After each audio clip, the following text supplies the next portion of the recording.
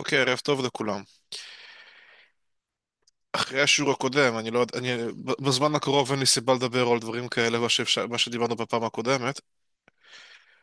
אנחנו עכשיו כאילו מגיעים לקטע בעיניי שהכי מעניין, יש הרבה קריאה, אני אשתדל לטבל את זה בסיפורים ודוגמאות יותר מוחשיות, אבל אחרי כל מה שאנחנו למדנו לגבי שהוואי ואלוקים כול אחד, ועל כל זה שכל תופעה גשמית היא ביטוי אלוקי, תחזור על הרעיון הזה, מה עושים עם הידע הזה? איך זה אמור לשרת אותנו, איך זה אמור להנחות אותנו? וכשלומדים חסידות, הלימוד הוא לא בשביל התענוג האינטלקטואלי, גם, תכלס, זה נורא מעניין. המטרה היא שאני יצא לי מזה משהו אמיתי. שנייה, רגע. שיצא לי מזה משהו. מה יצא מזה? ברמת עיקרון, החשיבה של הנפש הבהמית, שרמת החיים שלי תעלה. אם המדד שלך לרמת חיים זה מציאת משמעות, זאת אומרת, חיים מלאי תוכן, ולא רק מרדף אחרי סיפוקים אישיים, כן, זו תועלת מאוד גדולה. אבל עדיין צריך לבנות גשר מהמקום של ההשכלה, מהמקום המופשט, מהמקום הרעיוני, למקום של החיים היומיומיים. והיום אנחנו נתחיל את זה, זאת אומרת, אני לא יודע כמה זמן זה ייקח במאמר, זה הרבה מאוד מלל. הרעיונות מאוד מאוד חשובים, יכול להיות שאני אחתוך באמצע, אם אני אראה שאני מסביר בעל פה חלק מהרעיונות הללו, אז אני אדלג על הקטעים הרלוונטיים במאמר. ה- הרעיון הגדול אבל הוא שיש איזשהו שקר מסוים שרציתי להתגבר עליו. השקר שהמערכות הביולוגיות של הגוף שלנו משקרות לנו. וכבר דיברנו על זה הרבה פעמים בשיעורים הקודמים. הגוף בטבע שלו מתעדף דברים שהם נותנים לו את התחושה שהוא חי. העונג מלהיות קיים, כן? יש משפט מפורסם, אני חושב משמע אני קיים. זה משפט שיהודי לא יכול לומר אותו. זה שאני יהודי, המהות שלו זה אני נבראתי לשמש את קוני, או באופן נעלה יותר, לא נבראתי אלא לשמש את קוני. כל המציאות של יהודי זה לשמש את הקדוש ברוך הוא. אני זוכר שבשלבים הראשונים שלי של התשובה, כשעוד לא ידעתי שום דבר, הייתי בשבת אצל איזשהו רב, ובאמת הזדעזעתי לשמוע שבעולם הבא, אחרי שיבוא משיח, לא תהיה אכילה ושתייה. וזה הבהיל אותי. יהיה אוכל טעים, לא יהיה אכילה ושתייה. אז הוא ניסה להסביר לי, אתה לא תרצה גם, כי זה לא יעניין אותך. פרספקטיבה מאוד הבהילה אותי. מה זאת אומרת? אני לא רוצה לאכול. זה כיף. עם הזמן, כאילו, אתה מתחיל להבין את הדברים האלה, וזה באמת מתחיל לאבד את המשקל שלו. זה לא בא בכוח ובכפייה. כשאתה לומד הרבה פעמים, הרבה זמן חסידות, ואתה מחליט להשתמש בזה בתור משהו שאתה חי אותו, אז זה מקבל משמעות אחרת, זה מקבל משקל אחר. כשלמדתי בישיבה, למדתי הרבה מאוד, אני ידען גדול מאוד, בהרבה מאוד מקומות בחסידות. אבל לא השתמשתי בזה. אני לא זוכר אם סיפרתי לכם את הסיפור הזה. בעיניי זה מאוד רלוונטי לספר את הסיפור שלי עכשיו, זאת נקודה מסוימת. בעיניי זה נקודת מפנה בכל החיים שלי הייתה. סיפרתי את זה כמה פעמים, הייתי מאוד חולה, הרבה שנים. שיעור ג', שיעור ד', קבוץ, חתונה, שנתיים אחרי חתונה, לפחות 5 שנים הסיפור הזה נמשך עם הבריאות שלי. זה מאוד השפיע עלי לרעה, כל התחומים. וזה פגע בתפקוד שלי, ורופאים, שלחתי לרופאים קונבנציונליים, אז לא נתן להם תשובה לדבר. תראו את הפרופורציות, כאילו, פניתי לרופאים אלטרנטיביים, לרופאים טבעיים ולרופא טבעי, יותר נכון, בן אדם אחד, ואז גם עברתי טיפול בפרחי באך, אז זה עזר לי איכשהו לבנות את החיים שלי מסביב למחלה הזאת. את האבחון האמיתי, כאילו, כבר זהו, כבר אני חי את החיים שלי, הכל סבבה, רק לפני שנה קיבלתי אבחון שבאמת נותן לי תשובה למה שהיה לי כל השנים האלה אחורה. משהו מאוד שקל מאוד לפתור אותו, משהו מאוד טכני, אבל זה גרם כל כך הרבה נזק, וזה כל כך הרבה עבודה בשביל לצאת מבור עמוק של דיכאון וייאוש. אז הנקודת מפנה הייתה שכשהייתי בשנה הראשונה של החתונה שלי, ראיתי שאני לא מתפקד. ברמת העיקרון, מה שהיה שכשאני אוכל משהו, הייתי מתעלף. הייתי אוכל משהו והייתי מאבד את ההכרה, הרגשתי את הדם שלי כאילו שהוא בוער באש וזורם לי בעורקים. דפיקות מאוד חזקות של הלב, כמו מערכת תופים, תחושה מאוד מאוד לא נעימה, כשאני שוכב במצב הזה של עילפון. אם הייתי הולך באמצע הרחוב, ולפעמים בלקאוטים, הייתי כאילו מתנתק והייתי מתעורר אחרי כמה רגעים ולא זוכר את הכמה מטרים האחרונים שאני עברתי, זה משהו מאוד מאוד לא נעים. הכי גרוע שתיקה מהתרדמת הזאתי, אז הייתי מאוד אגרסיבי, כאילו הייתי מאוד, עם טיל מאוד מאוד מאוד קצר. זה מאוד קשה. והייתי מאוד הייתי פשוט מיואש. איך אני אמור להביא ילדים לעולם? איך אני אמור לפרנס את המשפחה? אני לא מסוגל לשמור על סדר, אני לא מסוגל... איך אני אעבוד? כאילו, אם אני לא יכול לאכול, ואם אני אוכל, אני מאבד את ההכרה, וכשאני קם, אני לא מתפקד, כי יש לי כמו לבנה בתוך הראש, אני לא מצליח לחשוב. ואם מישהו מדבר איתי, אומר לי משהו לא נכון, ניסו להתפרץ עליו, ואתה מודע לכל הדבר הזה, לכל הסרט הזה, ואין לך מה לעשות, אתה חסר אונים מול הדבר הזה. והתבשלתי הרבה במחשבות האלה. אני זוכר, היינו לנו גרים בצפת, אני הלכתי ברגל, אז גם הכרתי את נדב כהן, כשהיינו גרים בצפת. הלכתי ברגל, אני לא זוכר אם הלכתי מהכולל לבית או מהבית לכולל, ובראש שלי התנגדו כל השאלות הללו. ושמתי לב, כאילו יש לי כמו דיאלוג כזה בתוך הראש, שאני לא שותף בדיאלוג הזה, אני רק מקשיב לדיאלוג הזה. צד אחד מעלה את כל הבאסה הזאת, את כל הדיכאון ואת כל הייאוש, צד שני לא עונה תשובות. מאיפה הוא נותן תשובות? הוא מוצא תשובות. המוח שלי, הנפש שלי מצא תשובות לשאלות הללו. מאיפה? משיחות של הרבה. שיחות, מאמרים, יש לי תשובות. אני זוכר את עצמי, אני עצרתי באמצע הרחוב, כאילו, מהצד זה לא נראה משהו מיוחד, כן, פשוט אני עצרתי ואני כזה, התחלתי להקשיב למחשבות שרצות לי בראש, ואני אומר לעצמי, ריבונו של עולם, אם יש לי את כל התשובות לשאלות שלי, למה אני לא מתייחס אליהן ברצינות? יש לי שאלות שמתסכלות אותי. והנה יש תשובות שאני ראיתי בשיחות של הרב, ראיתי במאמרים של הרב, בהתוודעויות שלו. למה אני לא לוקח את זה יותר קרוב ללב? למה אני לא בונה את החיים שלי ואת השקפת עולם שלי מסביב לדברים האלה? והראיה, אני בדיכאון, אני מיואש. זו הייתה נקודת מפנה אצלי. לקח הרבה זמן שזה תפס תאוצה. אבל כבר בנושא הזה של ביטחון בהשם, שזה נושא שאני מדבר עליו הרבה מאוד, ועכשיו זה מודה לדבר עליו. אני מרגיש שאני בכלל לא בולט בתחום הזה, כי כולם מדברים על ביטחון בהשם. אבל זה משהו שבאמת, באמת זה היה הפסיעה הראשונה שלי, שהדברים שאנחנו מדברים עליהם, כל השקפת עולם שאתם שומעים ממני, זה התחיל משם, מהרגע הזה. זה מה ששינה אותי ברמת העיקרון, הרגע הזה. והתחלתי לפתח את השיחות שנזכרתי בהם עוד פעם ללמוד אותם מבפנים. שיחות שלמדתי הרבה שנים לפני זה, לפחות שנתיים, שלוש לפני זה למדתי אותם. ובאמת התחלתי לקחת את זה יותר קרוב ללב, להתייחס לזה בצורה יותר משמעותית, שאם זה כתוב משמע שיש לזה השלכות, אם זה דבר אמיתי, וזה מאוד נוגע לנו עכשיו, להמשך המאמר, אם זה דבר אמיתי, זה חייב לבוא לידי פועל. אם זה דבר אמיתי, זה לא סתם אמונה שאני מאמין בה, עם אופטימיות אוורירית וקלילה, שהכל יהיה טוב, אלא אם זה אמיתי, ככה זה יהיה. ואז כשאתה ניגש ללמוד חסידות מהגישה הזאתי, אתה פתאום שם לב לדברים, כי יש דברים שקשה מאוד לקבל אותם. יש דברים שבאמת קשה לקבל אותם ולהאמין שככה זה יהיה, כן, אני נותן בזה אמון גמור, הרבי אמר את זה. אבל כשאתה שם את הרעיונות האלה של הרבי מול החוויית חיים שלך, מול מה שאתה חווית על בשרך ומה שאתה ראית בחיים, לא הכל קל לקבל. ואז אתה פתאום מתחיל לשים לב לתביעות הכבדות של החסידות. שמה שאתה בהתחלה למדת בתנועה אוורירית וקלילה, אוי איזה יופי, הרב מדבר בביטחון בשם, אוי איזה יופי, הרב מברך אותנו, בא נחי מזוני בכולו רוויחי. אתה מסתכל איך עובד המנגנון של בא נחי או מזוני, ואתה שם לב, במקום לסוף של המאמר, שיש שם את הברכות, אלא לגוף המאמר, איפה שהרב מסביר איך לקבל את זה בהרחבה, אתה חושב לעצמך, אוקיי, זה לא כזה קל. כי אם אתה רוצה לקבל תוצאות, אתה חייב להתאמץ. והמאמץ בחסידות הוא מאמץ כפול.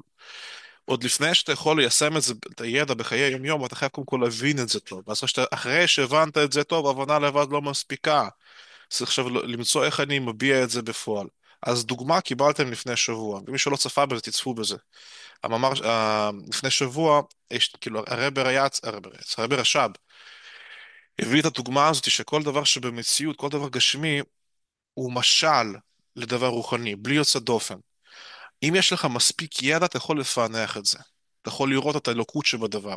מה זאת אומרת האלוקות שבדבר? שפתאום החפצים מתחילים לרחף באוויר, והשביל של זהב נבנה לך בין הרגליים, ואתה יכול בדרך ישירה עולה לבית כלא. לא. פעם התלמידים של הרב המגיד ישבו ביניהם בהתוועדות, והיה ביניהם כמו ריב עמיתים. אם הייתי הקדוש ברוך הוא, איך הייתי בורא את העולם? עכשיו, אני לא זוכר את כל אחד מה שהוא אמר. כל אחד אמר איזשהו משהו אחר. הייתי עושה את כל שכל היהודים יהיה להם פרנסה ברווח. כי אז המצב היה נוראי. הצאר הרוסי, רוב היהדות הייתה ממוקמת בעיקר ברוסיה. רוסיה, בלרוסיה, פולין, אוקראינה, כל האזור הזה. אירופה המזרחית. והיה שם, הייתה שם התעללות קשה מאוד, וכל מיני גזרות שפגעו ביכולת הפרנסה של עם ישראל. אז אחד ייחל שאם הייתי קדוש ברוך הוא תברא את העולם בכזה אופן שלא יהיו גויים. אם הייתי קדוש ברוך הוא תברא את העולם בכזה אופן שליהודים תהיה פרנסה. ואתה רואה שכל האנשים שם בעצם מתייחסים לכאבים, לכל התלמידים של הרב המגיד, הדוגמאות שהם הביאו. שוב, אני לא זוכר את המדויק הדוגמאות שהם הביאו. אבל הקו היה שהם פשוט דאגו לטובת העם של עם ישראל. הם כאבו את הכאב הזה. מגיע ראש אדמו"ר הזקן, שזה בחור צעיר. מה הוא אומר? אם הייתי קדוש ברוך הוא הייתי ברא את העולם בדיוק ככה. איפה אהבת ישראל שלך? אם היית קדוש ברוך הוא לא היית מוותר על שום דבר ממש שמציק ומעיק לנו? אתה בורא את העולם בדיוק ככה. וכשלומדים חסידות חב"ד, שאדמו"ר הזקן ביסס אותה, אתה מבין את ההשקפה שלו. אין דבר מיותר בעולם, אין דבר שאין לו משמעות. יש דברים ממש לא טובים, כמו באותה תקופה, אותם הגויים, הצאר והממשלה שלו. היה פה, בזמן הרבי רש"ב, יש יומנים של הרבי ריאץ, שהוא מתאר שהוא היה בתור אברך. היה צריך לנסוע בכל מיני, לדבר עם שרים, היה שורף ימים ולילות. בשביל למצוא את השרים, בשביל למנוע כל מיני פוגרומים.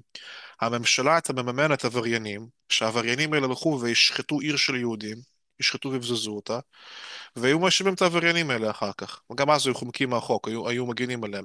ההוראה אבל הייתה מגיעה מהממשל. זה בסוף זמן הצארים, בסוף המאה ה-19, תחילת המאה ה-20. זה היה משהו שלגיטימי מבחינתם, זה נורמלי מבחינתם, והיה צריך להילחם עם זה. הרבי רש"ב, הרבי ריאץ, אני יודע שהם פשוט עסקו בזה בצורה מאוד פעילה למנוע את הדברים, את הפוגרומים האלה. וכל מה שזה קורה זה הכל בהכוונה עליונה. כל זה הקדוש ברוך הוא עושה ובכוונה. ואם הוא לא היה עושה את זה בכזה אופן, אנחנו לא היינו זוכים למשיח. עד כדי כך. בשביל להגיע למשיח, חייבים לחיות בכזה עולם. זה העולם זה העולם שמביא לידי העניין של גאולה. גאולה באה גם דווקא אחרי גלות. ועכשיו אנחנו נכנסים לקטע במאמר שהולך בעצם להסביר את זה. מה זה ניסיון? בעצם איפה הדברים האלה שאנחנו לומדים בהשכלה, הוואי ואלוקים כול אחד, שכל תופעה פיזיולוגית, אנחנו דיברנו על המוח, על איך שהמוח עובד, מהדברים שאני הצלחתי לראות לעצמי, דברים שאני לעצמי הבנתי, שיתפתי אותם בהם, אתכם, שיש, אם אתה יודע להסתכל על הדברים מהזווית של תורה, שוב, זה לא המצאות שלי, אני כן חיברתי את הנקודות ביחד, זה כן תוצר של החשיבה האישית שלי. אני מתכוון להגיד שזה פחות אמין ממאמר מפורש של רבי. אבל זה משכנע אותי, אני משוכנע כתוצאה מזה, ואני רוצה שיתפתי את זה הלאה. האמונה הזאת, וזה כתוב במפורש במאמר, שכל דבר גשמי הוא מייצג משהו אלוקי. החוכמה זה לראות את זה, לפענח את זה. למשל, הבאתי גם את המשל הזה של הצמח צדק, שזה כמו ילד שבן 5, בן 4, שרק למד לקרוא, ומביאים לו לראות דף גמרא. אז הוא יצליח לקרוא את מה שכתוב בדף. הוא למד א', ב', הוא יודע איך לנקד, גם תנקד לו את האותיות, אז הוא יודע לקרוא את זה אפילו עוד יותר טוב. אבל הוא לא יבין מה כתוב שם. את האותיות הוא רואה, גם לקרוא את האותיות הוא יודע, אבל את המשמעות, המסר, זה חומק ממנו. הוא עוד לא בגיל. על דרך זה כל מה שאנחנו רואים ושומעים. ולא צריך ללכת רחוק, לא צריך להתעסק בפרשנות של הפוליטיקה ושל האקטואליה. המנגנונים הפיזיקליים, הביולוגיים, שהמדע חוקר, הם עצמם ביטוי אלוקי. זה שהגוף פועל באופן מסוים, זה שהמוח פועל ובנוי באופן מסוים, זה עצמו תוכנית של הקדוש ברוך הוא. החוקרים פשוט עולים על זה עכשיו ומספרים את מה שהם רואים. הם מוסיפים הרבה פרשנות, הם מוצאים את הקדוש ברוך הוא מהתמונה לרוב. יש כאלה שהתחילו להאמין דווקא. אבל הם רק מתארים, אני צריך להתייחס למה שמתארים, את העובדות שמתארים. מה שבפועל ככה, כן, במוח יש שלוש חלקים, יש את הקורטקס שמחולק לשתי אונות, אונה ימנית או שמאלית, יש באמצע את המוח הדעת, כאילו, ראינו את זה כתוב בתור האור. כאילו, זה די מפורש, שהבאזל גנגליה, כל החלק הפנימי זה כאילו, מה שמתואר על מוח הדעת, וגם מה שמדע מתאר את החלקים האלה, חופף למה שכתוב בחסידות. זה מוחש. הנה, עכשיו רואים את זה. למה דווקא עכשיו רואים את זה? כי זה אחד מהיהודים של משיח. שכשיבוא משיח אנחנו באמת נוכל להבין את הניסים שאנחנו רואים. האם זה פוגע באמונה? לא. אתה מבין איך הקדוש ברוך הוא שולט על העולם, את המנגנוני שליטה שלו, אתה מבין. אדרבה, זה הרבה יותר מגניב, יש לך שייכות לדבר הזה. זה עדיין נשאר מופלא, כאילו, מי זה הקדוש ברוך הוא? מה זה הקדוש ברוך הוא? איך הוא משולט על הטבע? זה עדיין, אתה לא תבין את זה, אבל אתה תראה, אתה תבין את התהליך, איך הוא מתרחש. וזה ממש מגניב, וכמה שאתה יודע יותר, אז גם כן ההבנה שלך בניסים תהיה הרבה יותר עמוקה, והרבה יותר יסודית. גם ההתלהבות היא הרבה יותר חזקה, כי אתה קורא ואתה מבין מה שאתה קורא. אתה מבין את האותיות דיבור של הקדוש ברוך הוא, שזה אותיות של מעשה בראשית. עכשיו, חזרה למאמר. במאמר הרב רש"ב בעצם אמר שהמשל הזה זה כמו רב שמסביר לתלמיד איזשהו רעיון. שהשפה של הבריאה, שבה הקדוש ברוך הוא בורא את העולם, זה זה כמו על דרך משל רב שמנסה להסביר לילד קטן קטן קטן קטן רעיון מאוד מאוד מאוד עמוק. עכשיו, כמובן הרב לא יכול לדבר בשפה שלו, הוא חייב לתרגם את הרעיונות שלו לשפה של הילד הקטן הזה, והוא גם משתמש במשלים. משל זה בכלל דבר זר לגמרי לגבי הדבר האמיתי. כן, מדמים את הקדוש ברוך הוא למלך, ואתה מישראל לבן, זה לא בן וזה לא מלך, אין לזה באמת מילים בלקסיקון האנושי שלנו. הכי דומה לזה זה בן ומלך. אז רגע, אז אני צריך עכשיו להתאכזב ולהגיד שאבא זה לא תתניו? כשנדבר לקדוש ברוך הוא זה לא אבא אבא, זה לא אבא אבי שבשמיים. אז זה קטע מסובך, כן, זה כן. זה פשוט מאוד המילים, התיאורים הכי טובים שיש לנו למערכת היחסים הזאת. אבל מה זה בפועל, מה זה באמת? כל היחסים של בין בן לאב, בין הורה לילד, זה רק משל. ודימוי לדבר האמיתי. כי בעולם שלנו אנחנו לא מכירים משהו יותר טוב, משהו יותר מתאים לרעיון הזה, אוקיי? כאילו זה לא באמת ממצה את העניין, זה רק משהו שהוא דומה, והמשל מצד אחד הוא מכסה על האמת, כמו שאמרנו בשיעורים הקודם, שכל גילוי לזולת הוא העלם על העצם, אבל בשביל שהזולת יוכל להבין משהו, חייבים להעלים את העצם ולהביא משל. להביא משהו, דימוי זר, שהוא לא באמת מייצג את המקור, אבל הוא מובן לתלמיד, מובן למקבל, מובן ליהודי שנמצא פה בעולם הזה, כי זה מדבר בשפה שלו. עכשיו צריך לפענח את זה, לפענח את המשל. כן, בעצם כל מה שאתה רואה, כל מה שאתה חווה, לא רק האירועים האקטואליים, גם הגוף, גם חוקי הטבע. זה שכדור הארץ הוא עגול, זה שהוא כדורי, זה שהוא כבד, זה שהוא מצמיח צמחים. אם תדע איך לפענח את זה, יהיה לך תפיסה טובה מאוד מה זה מלכות של עולם האצילות. מילים של הרב רש"ב. חב"ד, העניין של חב"ד, חוכמה, בינה ודעת. אני לא מעודד ללמוד מדעי המוח, כי הרבה מהפרופסורים כופרים, אבל בפועל כשלומדים את זה, ואתה רואה את פשוט מאוד, הם אומרים מה שאנחנו אומרים, גם כשאומרים את זה מתוך כפירה, בעצם זה מכוון למה שכתוב בתורה. הערכתי בזה בשיעור הקודם, שזה אירוני מאוד. אתה יכול להגיד את הדבר הכי אמיתי והכי נכון של פי תורה, אבל באופן הכי כופר ובאופן הכי מזלזל שיכול להיות. אבל בסדר, זה עניין אחר.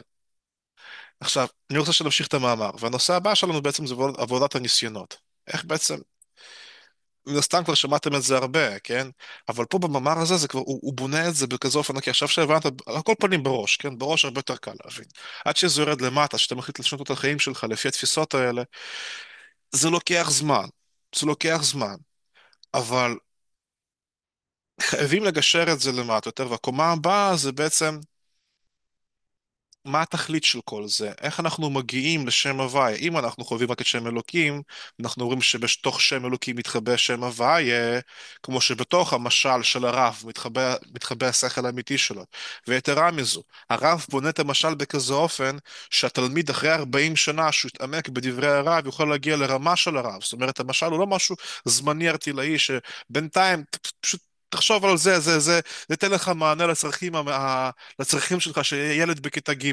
כבר בכיתה ג' הרב נותן כזה משל שישרת את התלמיד הזה עד סוף ימיו. 40 שנה קדימה פרספקטיבה של המשל הזה.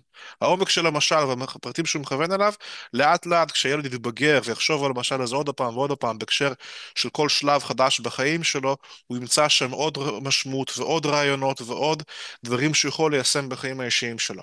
ככה גם כן הקדוש ברוך הוא איתנו. כל דבר בעולם, בלי יוצא דופן. העט של השולחן, המטלית של המשקפיים, הקופת צדקה, העכבר של המחשב, הכל מכוון למשהו. את המשל אנחנו מסוגלים להבין? עכשיו צריך, איך מגיעים אבל לנמשל, איך מפענחים את זה? והרב עכשיו אומר שזה על ידי הניסיונות. מה שאדמו"ר הזקן אמר. למה שאדמו"ר הזקן לא יפתור את העולם מהגויים? למה שאדמו"ר הזקן אם היה אלוקים לא היה פותר את העולם מצער ומעוני? כי אי אפשר להגיע לאמת האלוקית בלי להתאכזב מהאהבה שלנו לגוף ולמה שהעולם הזה מציע. בואו נראה את זה בפנים. אני אומר את זה במילים שלי, זה לא כתוב ככה, אבל לאט לאט נבנה את זה. טוב, איפה זה? אמ, לא חזרתי למעלה. שנייה, אני מצטער. אני הכנתי את השיעור, הסתכלתי הלאה.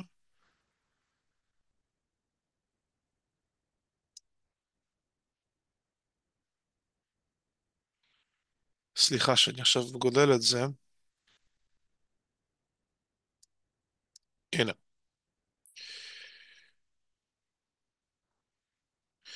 הוא העריך בנושא הזה, עכשיו דילגתי פה על חלק גדול מהמאמר, שהוא ממשיך להעריך את הנושא הזה של יחסים בין רב ותלמיד, איך שבתוך כל המשל מתחבא הנמשל, ואז הוא מקשר את זה להוואי ואלוקים.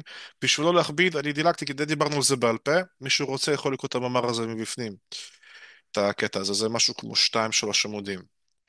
עכשיו, פה אנחנו הגענו לקטע של איך מפענחים את הקוד. ועל ידי עבודתו ביגיעת נפש וביגיעת בשר להסיר העלמות וההסתרים, הרי הוא בא לבחינת גילוי פנימיות ועצמות אור אינסוף, מה שלמעלה למעלה מבחינת חיצוניות שנעשה מקור לעולמות.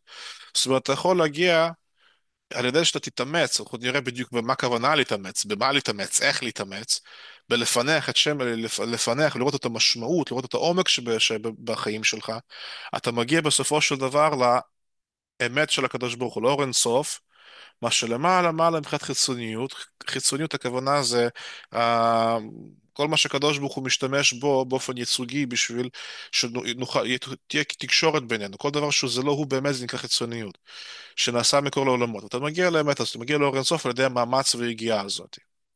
מה המאמץ והיגיעה? וביור העניין צריך להקדים תחילה עניין הניסיונות. והוא מה שכתוב כי מנסה הווה אלוקיכם אתכם שמנסים את האדם אם יעמוד בניסיון. וצריך להבין מהו הכוונה העליונה בניסיונות? למה לסבול?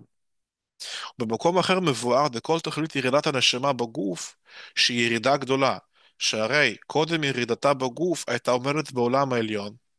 איפה? בגן עדן התחתון או בגן עדן העליון כידוע, מעניין מאין באת, והייתה משגת אלוקות ועמדה באהבה ויראה בבחינת ביטול באלוקות. כמו שכתוב חי הווי אשר עמדתי לפניו, שהעמידה למעלה של הרי למעלה אין גוף, אין מה שיעמוד או יישב, שאינו שייך שם עמידה וישיבה. כן, ניסיתי בזמנו להסביר לכם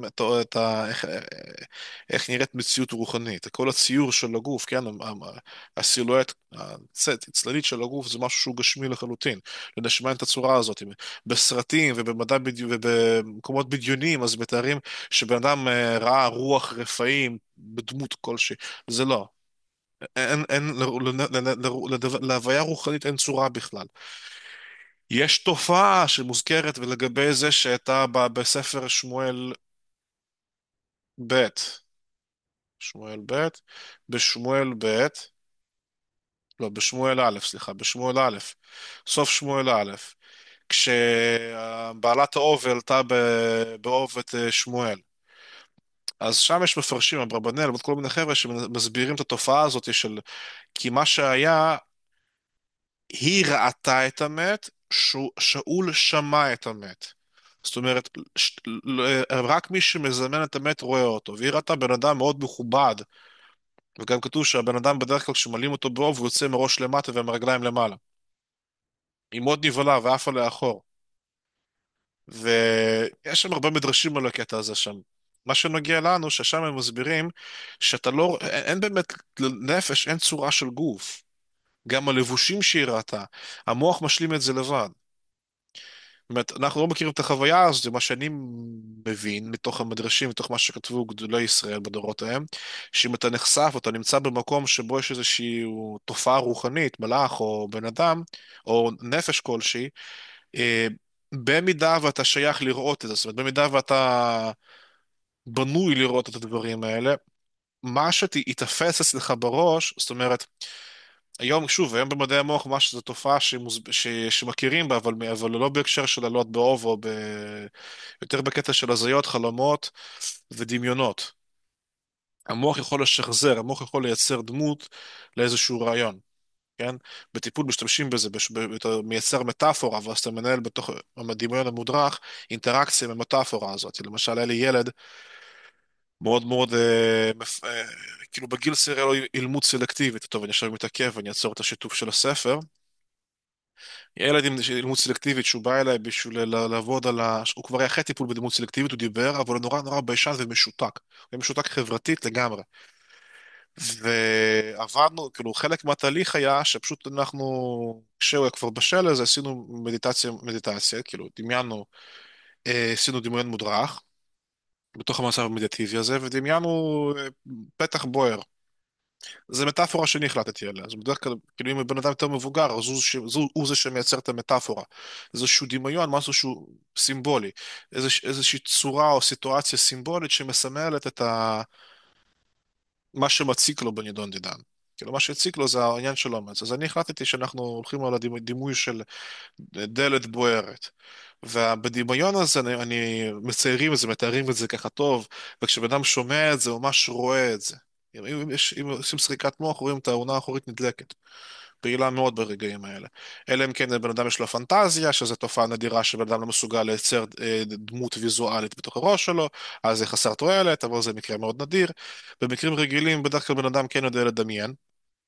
ועשינו כל מיני תרגילים, כאילו שהוא מדמיין משהו מעבר לדלת, משהו מאוד מגרר, משהו מאוד טוב, פשוט לתת לו את התחושה הזאת של הבאסה, איזה באסה שהפחד תוקע אותך ולא נותן לך להגיע למקום הטוב הזה, אה? לייצר את הדחף לקפוץ דרך האש, ואז כן, את הפסיעות האלה עושה את הפסיעה הראשונה, ואז אתה לקפוץ דרך האש, כל מיני כאלה דברים, ובפרק זמן מאוד קצר, הוא הפסיק להתבייש, עד כדי כך שהורים התלוננו לי שיש לו רגרסיה, הוא נעשה חצוף. הוא הפסיק להתבייש, כל מה שהוא שומר בבטן התחיל להוציא החוצה בלי שליטה. כאילו, זה נורמלי, כאילו, ככה זה קורה כשבן אדם שומר משהו הרבה זמן בפנים, ואתה פתאום נותן לו את האפשרות לשחרר את זה, הרי אף פעם לא, בגלל שהוא ילד טוב, טאטאלה, אף אחד לא חינך אותו במובנים האלה, בהקשרים האלה. אין לו איזשהו עיצוב התנהגותי שקשור לתחומים המסוימים האלה של איך לדבר עם מבוגר, כי עד עכשיו הוא היה בסדר. עד עכשיו הוא בכלל כמעט בקושי דיבר. ופה פתאום זה יורה כמו זרנוק. אז זה סתם דוגמה לעניין של הדמיון. אז על דרך זה, כאילו גם עם דניאל, או דוגמה בספר דניאל, שהוא ראה את המלאך, והחברים שלו רעדו מפחד וברחו, ונפלו לרצפה. רק דניאל שראה הוא בעצמו היה מבוהל פחד מוות, והמלאך שדיבר איתו היה צריך לגעת בו כמה פעמים, ולמה שנקרא לנער אותו, שיהיה קשוב למה שיש לו להגיד. וזה מלאך שבעצם בא כתוצאה מהמאמץ של דניאל להתפלל לטובתם של עם ישראל, הוא צם 20 יום, משהו איזושהי צרה. זה סיפור נורא מעניין, אבל אנשים שכן שייכים לראות הוויות רוחניות, הדמות שהם רואים זה לא דמות שקיימת במרחב העולם, הם לא רואים את הדמות עם גלגלי העיניים שלהם. ההוויה הרוחנית נוכחת, כן? אבל לא נוכחת כמו שאנחנו מבינים חפץ שעומד על שולחן למשל, כן? כוס שעומדת על שולחן. היא לא נתפסת בקורדינטות של הסנטימטרים והמטרים. היא קיימת, היא נוכחת, אבל היא נתפסת באלמנטים הרוחניים של הגשם. למשל, דניאל הוא זה שמשך את הנוכחות של המלאך. כנראה כתוב בנבואה שהמלאכים עמדו מעל נהר. דניאל טייל עם החברים שלו שבעצמם הם נביאים. טיילו ליד נהר, אז כשהמלאך בא לדבר איתו, אז נפלה אימה ובעטה פתאומית על החברים שלו, הם ברחו ונפלו. והוא נשאר לעמוד בקושי, בעצמו היה לו קשה, כשהוא ראה והם לא ראו. וכל מה שהוא מתאר ויזואלית, אדם שכאילו תרשיש, איש לבוש בדים, יש כל מיני דעות מי זה איש לבוש בדים הזה, מה זה תרשיש, או שהוא בצבע תרשיש, צבע כחול כהה, העור של המלאך הזה, או שהוא היה בגודל של תרשיש, שזה מדינה, כאילו היה משהו ממש מסיבי. ואם אתה אומר שזה משהו כזה מסיבי ועומד כל כך קרוב אליו, אז איך הוא ראה את זה? אם אתה עומד קרוב לדבר גדול, אתה רואה חתיכה קטנה ממנו, כן? אתה עומד מול כותל המערבי, צמוד לכותל המערבי, אתה רואה חתיכת לבנה, אתה לא רואה את כל הכותל, אלא בגלל שהוא ראה את זה בעין השכל שלו, זה שחזור בתוך הראש. אדמו"ר אמצי מסביר את זה גם כן, שהוא נזכר בזה בשער האמונה. שיש את ראיית עין השכל, המעלה של נפלאות שכשיבוא משיח אנחנו נראה את זה עם העיניים הגשמיות שלנו. גילוי עצמות, גילוי הקדוש ברוך הוא לכי שהמשיח יבוא, נראה את זה עם העיניים הגשמיות. מה זה אומר, איך זה השם יודע? כאילו, זה הוא, כן, אז הוא יודע איך זה הולך להיראות, אנחנו נראה את זה עוד מעט בעזרת השם. אה, אבל בגדול כל תופעה רוחנית, כאילו מה שאנחנו רואים אותו ומתארים אותו בספרים, זה כל עניין של שחזור של שכל. כאילו הראש משחזר, בונה איזושהי דמות ייצוגית בשביל לתפוס את התופעה הרוחנית. ושוב, אני שם פה דגש, אנחנו נעמוד ליד מלאך או נעמוד ליד איזושהי רוח, אנחנו לא נראה אותה, אנחנו לא נדע לשחזר אותה. אם נרגיש משהו, סביר להניח שכן. זו תחושה לא מוסברת. אבל אם יראה את זה, לא, אדם ממוצע לא. אני לא יודע מה הדרישות בשביל לראות. מן הסתם זה דורש זיכוך מאוד רציני. נראה עכשיו מה זה הזיכוך הזה. עכשיו, למה נערכתי בזה כל כך? נחזור חזרה למאמר. ספוטלייט.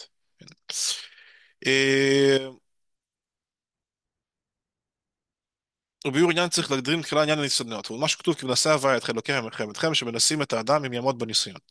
וצריך להבין מהו הכוונה העליונה בניסיונות. ובמקום אחר מבואר, עד הכל תכלית ירידת הנשמה בגוף, שהיא ירידה גדולה, כן, דיברנו גן עדן, שהנשמה למעלה אתה משיגה אלוקות, ולמעלה היא העמדה, הנה, הגענו בקטע של העמידה, שלמעלה אין עמידה ואין ישיבה, זה הכל דימויים, כן, ואז פה הסברתי את התופעה הזו של אתה רואה דברים רוחניים, ככה זה מתפנח אצלנו, שאם איכשהו בן אדם היה חודר עם התודעה של קוגניציה שלו לעולמות עליונים ונשאר בחיים, אז המוח שלו לא יצויר, והוא היה מגיע לשם גם עם הגוף שלו, שהנשמה הייתה רואה, ואז אחרי החלום חוזרת חזרה לתוך הגוף. הגוף היה מייצר חלום שבו היה רואה אנשים עומדים ולא יושבים, נניח, כן? תיאורטית. שוב, החלום הוא תהליך סימבולי, החלום מייצר דמויות סימבוליות. זה אף פעם לא אמת. והמידה למעלה, שאינו שייך שם עמידה וישיבה, כי אין שם גוף, לנשמה, לנפש, מזה הגענו לזה, אין מבנה, אין ציור של גוף. הוא בחינת ביטול, כמו שכתוב במקום אחר, שכוונת המידה שהן בטלות. מה זה הביטול הזה? הכוונה שהם... איך להסביר את זה? אני לא יודע כל כך. כמו להגיד שאין להם דעה משל עצמם. הם מגיבים באופן אוטומטי לכל מה שהקדוש ברוך הוא מזרים בדרכם. כמו חוטי חשמל. וגם, וגם מה שיש דעה משל עצמם, כי הרי בגן עדן מטיב את הדרכי ידוע שיש ויכוחים בין אנשים, אנשים שמתווכחים, עד כדי כך שיש שם ויכוחים על הקדוש ברוך הוא, גמרא מספרת, שמטיב את הדרכי אומרת ככה, הקדוש ברוך הוא אומר אחרת, זה הכל חלק מהרצון של הקדוש ברוך הוא. אז זה נושא בפני עצמו נושא של ביטול. עכשיו זה מה שאנחנו ראינו לפני שירדנו לתוך הגוף. זה רוב הנשמות שלנו שבא בגלגולים. ואז הנשמה ירדה בסתר המדרגות בעולם הזה שהתרחקה מאור השם שאינה משגת אלוקות כמו שהשיגה למעלה. כי הרי האור האלוקי כמו שמאיר בעולמות התחתונים הוא בתכלית הצמצום וההיעלם מבחינת הערה דהערה חיצוניות לבד. בכלל לא דומה לאיך שזה למעלה. ואף גם זאת באה מבחינת הגשמה ואנו השגה מגושמת, ואינו בדרך כלל השגת רוחניות האור האלוקי שהשיגה בעולם העליון. כי אם המוח הגשמי שלנו, כמה שאתה לא תהיה חכם ומוכשר, הוא פשוט לא מאובזר לעבד את הרעיונות ואת השכלים כמו שהם בעולמות עליונים יותר. חסר לך ציוד, טכנית, חסר ציוד בגוף. ולכן זה איפה הכוונה במשפט הזה, שגם מה שיש, מה שכן אתה משיג, מה שאתה כן מבין, גם בעניינים אלוקיים בעולם הזה, זה מבחינת הגשמה והנושגה מגושמת, זה בכלל לא נאמן למקור. המשל מאוד מאוד מוחשי, הנמשל מתפספס לחלוטין, ואינו בערך כלל השגת רוחניות האור האלוקי שהשיגה בעולם העליון, ושוב, אנחנו הנשמה לא הייתה כבולה בתוך הגוף, לא הייתה תלויה במוח בשביל להבין דברים. ואנו שהפרש בשתי דברים, שהאור האלוקי מאיר שם בגילוי אור עליון יותר, ואינו בא בהגשמה כי אם מבחינת רוחניות. יש פה שתי הבדלים בעולמות העליונים. יש יותר מידע, יש יותר ביטוי אלוקי. הדבר השני, זה נשאר באופן רוחני ולא מתגשם. ולכן הווה ויראה למטה אינו בערך להווה ויראה שהיה לה למעלה. גם ההרגשים שלנו והחיבה שלנו לקדוש ברוך הוא היא פחות איכותית. ועוד זאת שירדה להיות בבחינת הסתר פנים, פה מדובר על ההערה האלוקית ועל הנשמה, שההערה האלוקית שמדברת לנשמה בתוך הגוף, מה זה ההסתר פנים הזה? והם העלמות והסתרים שמעלימים ומסתירים על אור השם וקדושתו. בעצם תסתכלו ימינה ושמאלה בחדר שלכם, כל מה שאתם רואים זה הכל בעצם העלמות והסתרים שמונעים מכם לראות את הקדוש ברוך הוא. אתם רואים במקום לזה קירות, שולחנות, ארונות, מסך של פלאפון, זה הכל העלמות והסתרים. כי אתם תשאל אתכם מה זה, אתם תגידו שזה מסך של פלאפון. מה זה מסמל? מה הסימבוליות שלו ביחס לעניינים אלוקיים? אין מושג. וצריך להיגע הרבה עד שיבוא לאור האלוקי, להיגע הרבה עד שיבוא לאור האלוקי. הרי כל זו ירידה גדולה מאוד. מה בא לך בקלות, ובאופן טבעי ונוח, פה בעולם הזה זה לא יהיה ככה. הנה תכלית הכוונת ירידתה של הנשמה הוא בשביל הניסיונות שבאים לאדם. שימו לב, למה הנשמה ירדה לעולם? לעשות מצוות, ללמוד תורה, לסבול ניסיונות. שהן מבחינת הסתר פנים, כמו בהסתלקות חיות השפע במניעת בריאות הגוף או מניעת ממון כדי להסתיר על אור וחיות השם וקדושתו, ולהיות מונע מבית ומבחוץ למי שבא להתקרב להשם בעבודתו, בתפילה ותורה וכו'. אתה רוצה ללמוד תורה? אתה רוצה לקיים מצוות? דווקא. אני אארגן לך כל מיני אירועים וסיטואציות שיפריעו לך. ויתרה מזה, אם תתחיל להתלונן, אני אגיד לך, בשביל זה באת לעולם.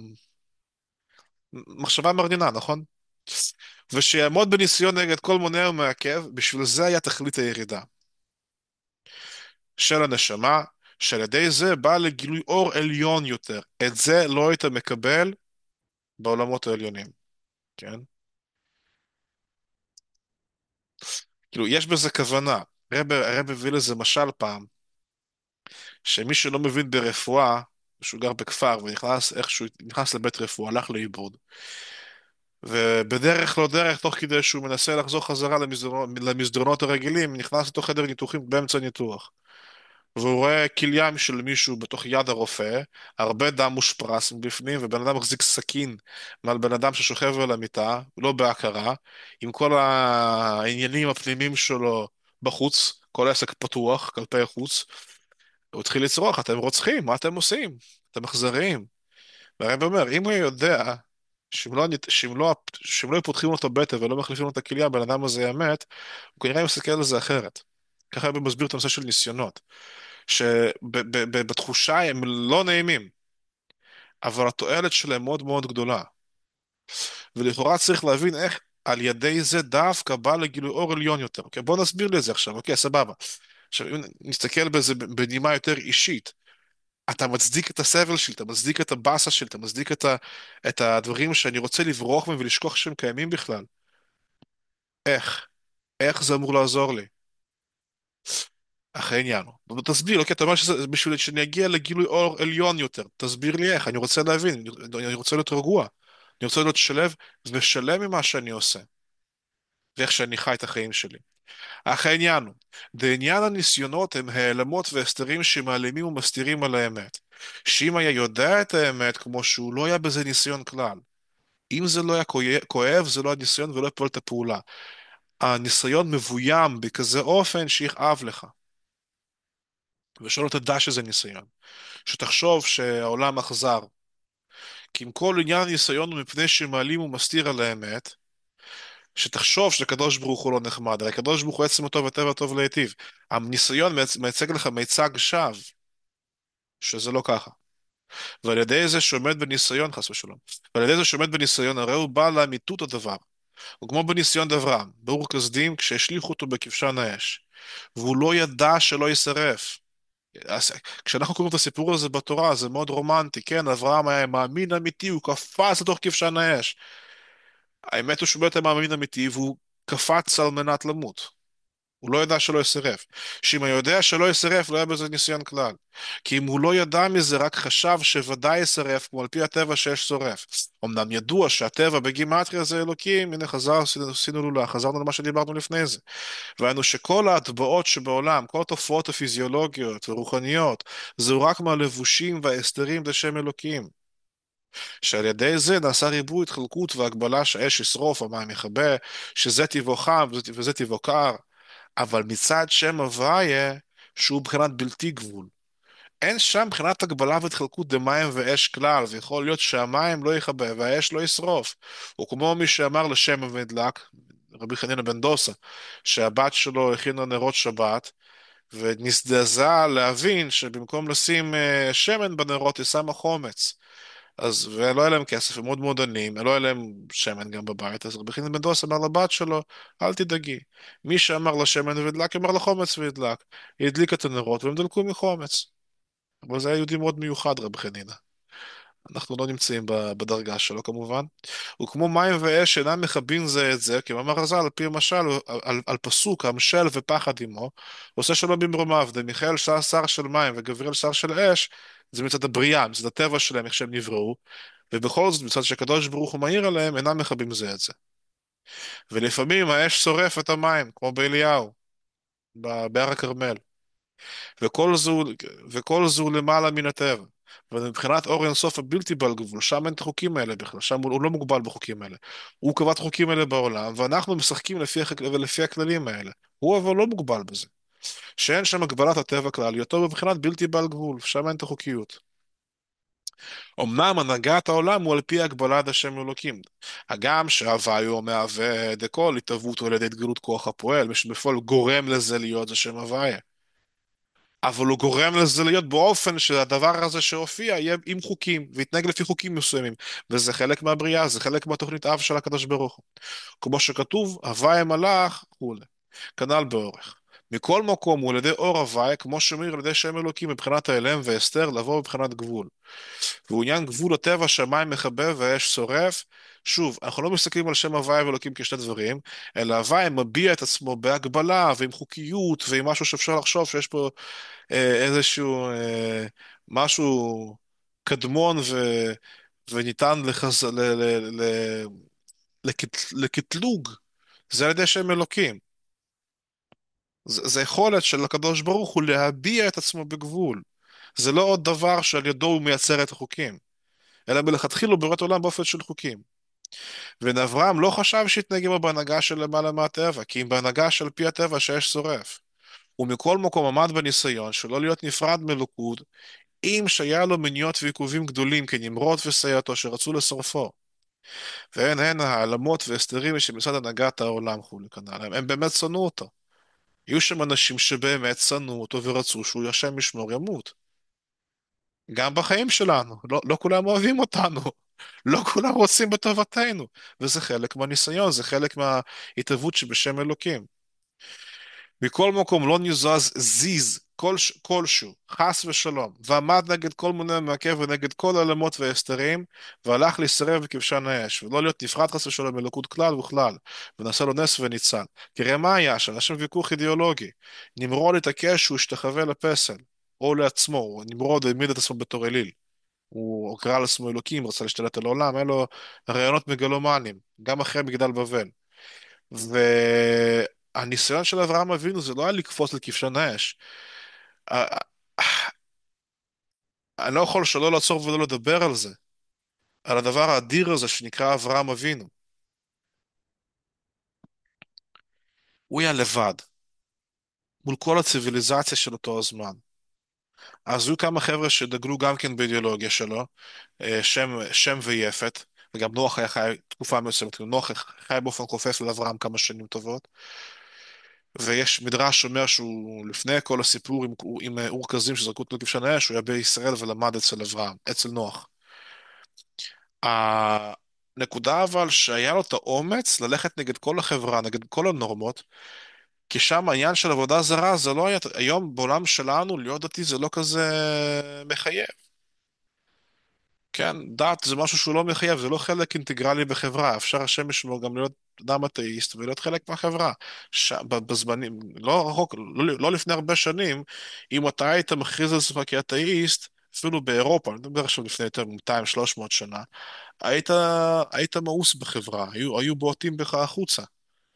וכל שכן לפני 5,000 שנים. פחות, כמה זה?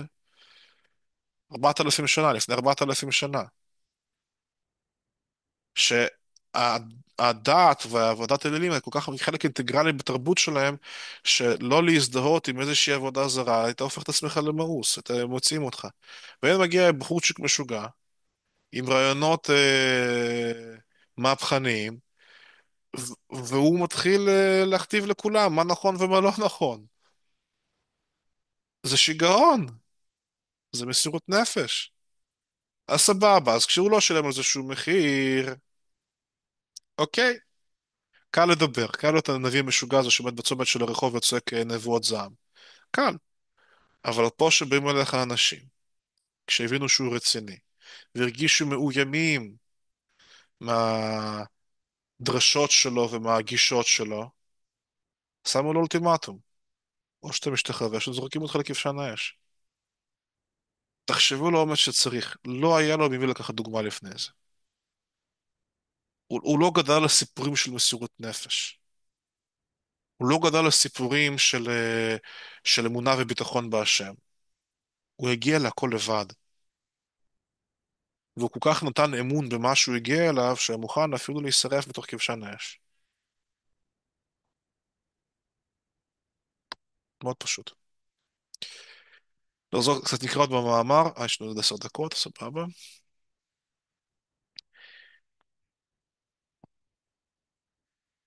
כן, איפה אנחנו? וזה שבא לגילוי מבחינת אור אינסוף ובלתי בעל גבול, שהאש לא שרפה אותו. זו דווקא על ידי שעמד בניסיון. דולולי זאת הרי הנהגת בעולם על ידי גילוי שם הוויה, שבא על ידי שם אלוקים, שהוא מבחינת הערה חיצוניות לבד, ושם הוויה יחול לכנ"ל. בכדי שיבוא לגילוי אמיתית שם הוויה בלתי בעל גבול, שהתנהגות לו באופן של למעלה מהטבע, כמו שהוא למעלה משם אלוקים. זו על ידי הניסיונות דווקא. שעל ידי שעומד בניסיון נגד ההגבלות שמצד העלמות והסתרים לשם אלוקים, הרי הוא בא לגילוי אור אינסוף ובלתי בעל גבול, שלמעלה מגבול יותר. וכבר נתבהר לעיל, דאם היה גילוי שם הוויה בלתי בעל גבול כמו שהוא, שלא על ידי שם אלוקים כלל, לא יהיו עולמות ויכולים לקבל כלל, והיינו שלא היה מתהווה במציאות היש והגבול.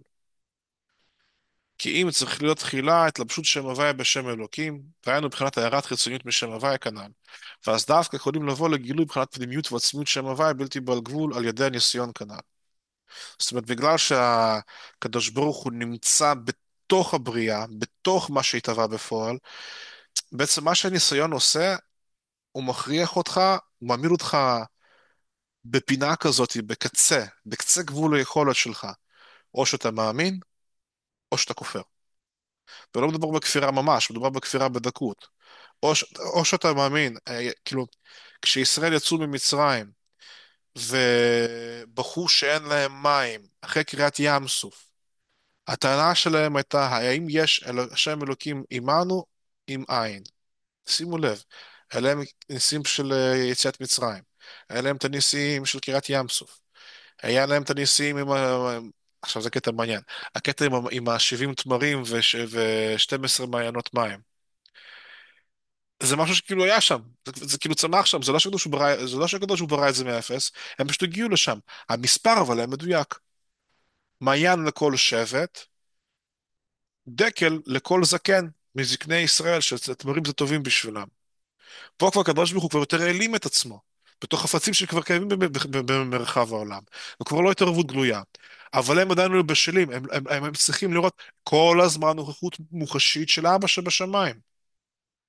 ואז הם התחילו לצעוק, האם יש השם בקרבנו עם עין? אין להם ספק אם הקדוש ברוך הוא נמצא או לא נמצא, כן? הניסיון מביא אותך לקצה גבול היכולת שלך, והוא אמור להביא אותך לקצה גבול היכולת שלך, ושם אתה כאילו עומד, האם אני בוחר להאמין בקדוש ברוך הוא, או שאני מחפש דרכים אחרות איך להסתדר בתוך המכלול הזה של העולם שנברא משם אלוקים. נקודה מאוד מאוד עדינה. טוב, אני מקווה שאתם מבינים אותה. איך אפשר לגלות כוחות כדי ללמוד בניסיונות? זה שהניסיונות גורמים לך להרגיש חסרת אונים, שרית. זה שהניסיון גורם לך להרגיש חסרת אונים, סימן שהניסיון עובד. זה עצמו הכוח שלך. באיזשהו שלב, האדם מתעייף מלהרגיש חסר אונים, ואז זה פורץ החוצה. אני לא יודע איך לדבר על זה בלי לראות את הפנים שלכם, כי זה נושא עדין, בגלל שהוא כל כך נוגע ברובד המעשי. הרבה מאיתנו חווים ניסיונות. הרעיון הוא מאוד קשה לעיכול, כי הוא לא אינטואיטיבי והוא לא עולה, הוא לא עולה בקנה אחד בכלל עם החשיבה הרגילה. אנחנו רוצים שלום טוב, בטוב ונראה ונגלה. ובאותו הזמן אנחנו פתאום מקדשים את הייסורים כמו יימח שמם הנוצרים. טוב, אני לא יודע אם אני יכול להגיד את זה ביוטיוב. אבל כאילו, יש פה משהו שקשה מאוד להסביר אותו במילים. והנקודה היא שדווקא הסבל הזה שבא כתוצאה מהניסיון, זה סבל שסובל הגוף.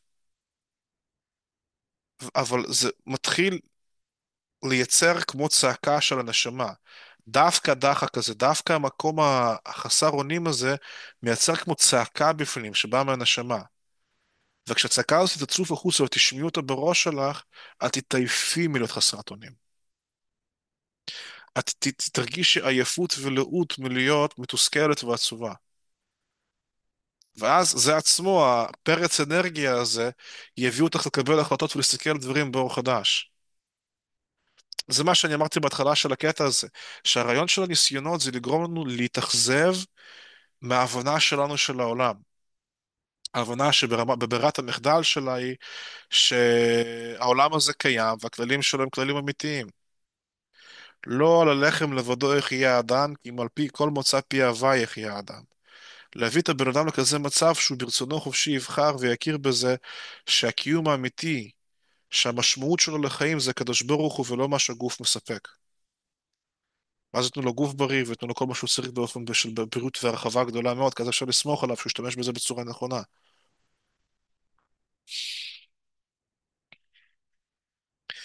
תכתבי לי אם זה תפס, אם זה נגע, כי אני אשמח לדבר על זה יותר באריכות, בגלל שזה נושא כל כך עדין. אני כן רוצה שיהיה פה איזשהו דיאלוג.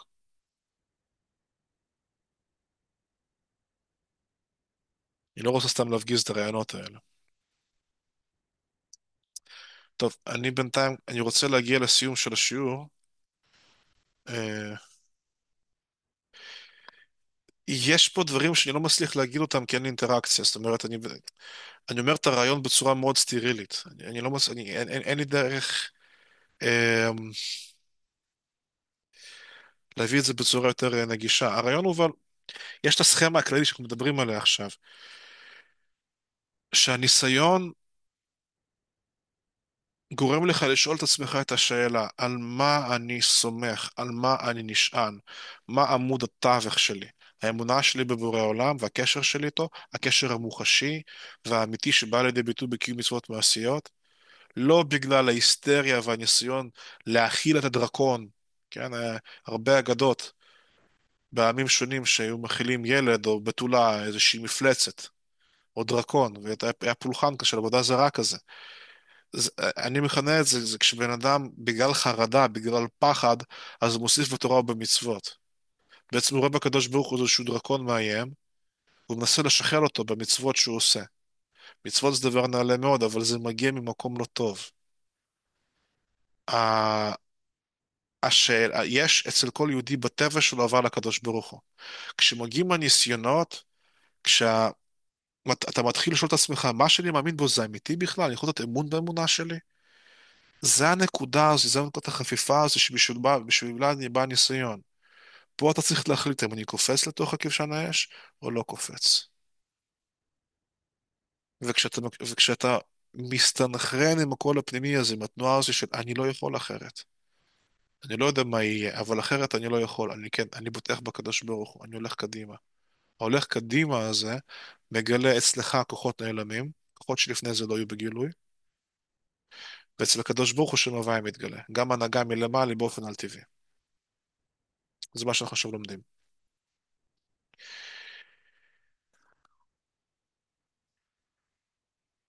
כמו כן, הוא לפי ערך בכל ניסיון וניסיון, שאדם עומד נגד לבושי הטבע בהנהגת העולם, שנעלמות והסתרים שמונעים ומעכבים מתורה ועבודה, ולמרות שיש משהו שמפריע לתורה ועבודה, כי הוא רוצה בזה, לא כי הוא מפוחד והוא עושה את זה בשביל להשקיט את הדרקון.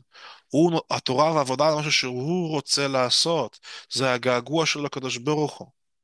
ולמרות הניסיון, הוא דבק בחיים של עסק התורה והמצוות, והוא עומד נגד כל מוני המעכב שלא להיות נפרד מאלוקות חס ושלום, ויעסוק בתורה ועבודה, כל אחד ואחד לפי ערכו. לא מבקשים עכשיו לשבור את הכלים וללכת לכולל ולשכוח מהכל. לקבוע זמנים ללמוד חומש, לקבוע זמנים ללמוד משנה, כל אחד מה שהוא צריך, ולהתפלל בכוונה יותר. הרי הוא בא על ידי זה לגילוי אור עליון שלמעלה ממנו טבע. ועל זה היה ירידת הנשמה למטה, שירדה בגוף גשמי ובעולם גשמי, אשר מוגבל מאוד בהנהגת הטבע. ונראה ונדמה לו על פי החיצוניות הנהגת העולם שצריך להתנהג כך וכך דווקא, כן? הוא כמו בעסק משא ומתן שמדמה בנפשו שצריך להשכים ולריב בו ולהיות כל היום בעסק, ואם ייקח שעה לעצמו להתפלל וללמוד תורה, יפסיד בזה. וכמו כן נדמה לו שצריך לעשות תחבולות שונות בענייני עסק, ואי אפשר לו להתנהג על פי האמת. כשאם ילך על פי האמת, לא ירוויח או יפסיד. מפני שקלות הנהגת עולם מנגד לזה. אתה רואה שאנשים אחרים שפותחים את העסק שלהם בשבת, מרוויחים פי חמש מה שמרוויחים באמצע השבוע. אבל באמת לאמיתו אינו כן. בעצם הנהגת עולם מצד עצמה אינו מנגד לעסק תורה ועבודה וללך בדרכי האמת.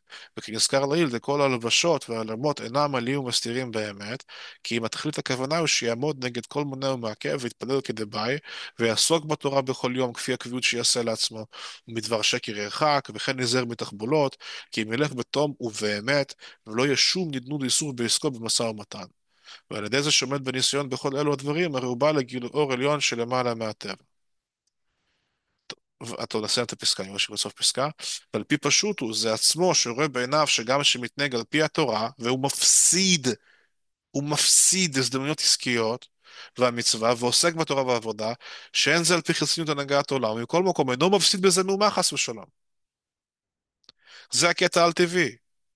זה לא שמגיע אליו המלאך הזה מתרשיש ומדבר איתו.